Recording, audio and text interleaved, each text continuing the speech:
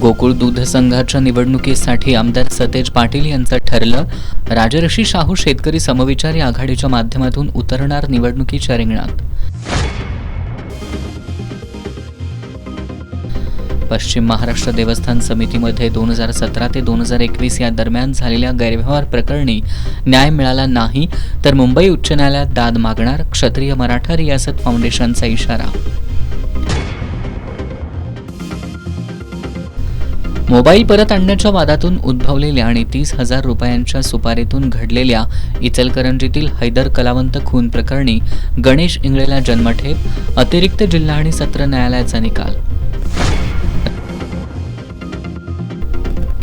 राधानगरी तालुक्यातील सोळांकुरात वानराची दहशत. 5 दिवसात वानरानं 70हून अधिक जणांवर केले हल्ले, गावात लॉकडाऊन सदृश्य स्थिती.